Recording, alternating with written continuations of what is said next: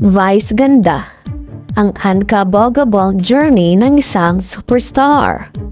Si Vice Ganda, na may tunay na pangalan na Jose Mari Borja Viceral, ay isa sa pinakamalaking pangalan sa industriya ng showbiz sa Pilipinas.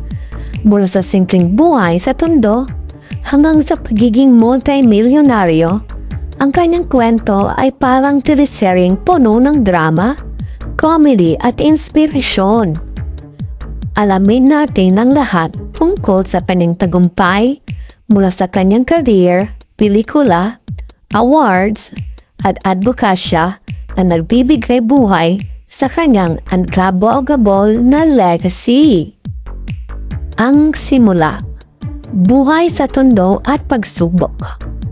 Lumaki si Vice sa Tondo, Manila, sa isang pamilyang simpleng nabubuhay. Bata pa lang siya, dumaan na siya sa matinding pagsubok nang mawalan ng ama dahil sa isang krimen.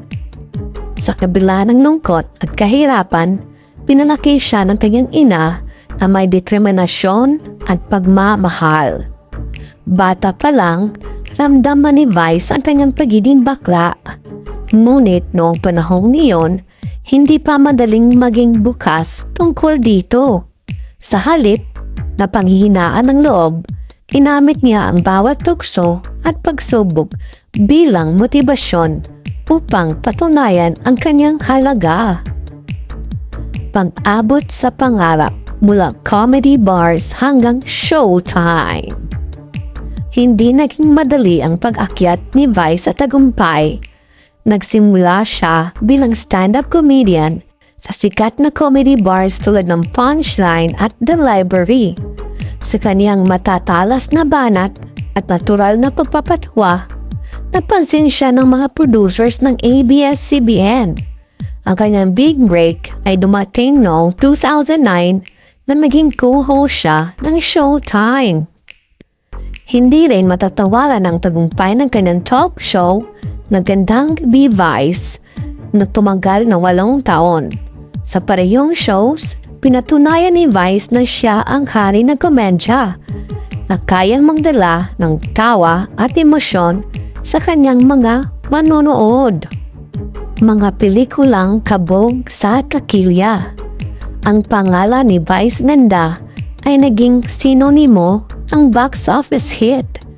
Ilan sa kanyang mga pelikula ang The Unforgettable Private Benjamin 2011, ang kauna-unahang pelikulang Pinoy na umabot ng 400 million sa takilya. Sister Akas 2012, kasama sina Chris Aquino at Day de las Alas, nagdala rin ng milyon-milyong viewers. Beauty and the Bestie 2015, isa sa pinakamalaking pelikula sa Metro Manila Film Festival. Fantastica 2018, patok sa MMFF entry na nagbigay ng good vibes sa buong bansa. Ang kanyang kakayahan sa comedy, drama, at kahit aksyon ay nagdala ng milyong kita sa industriya ng pelikula, kaya't plan siya ng maraming box office king awards, endorsements, at negosyo. Hindi lang sa entertainment nangunguna si Vice Ganda, sa rin siyang top choice ng mga malalaking brand, kabilang ang Vice Cosmetics. Ang kanyang sariling makeup brand na Ganda for All naging isa sa pinakamabentang beauty brand sa Pilipinas. Sunwing Light, Cream Salt, TNT, at iba pa. Lahat ng kanyang commercials ay puno ng humor at personalidad na trademark ni Vice. Bukod dito, may investment din siya sa real estate, tech, at fashion industries, papalago pa lalo ng kanyang kayamanan. Mga awards at recognitions.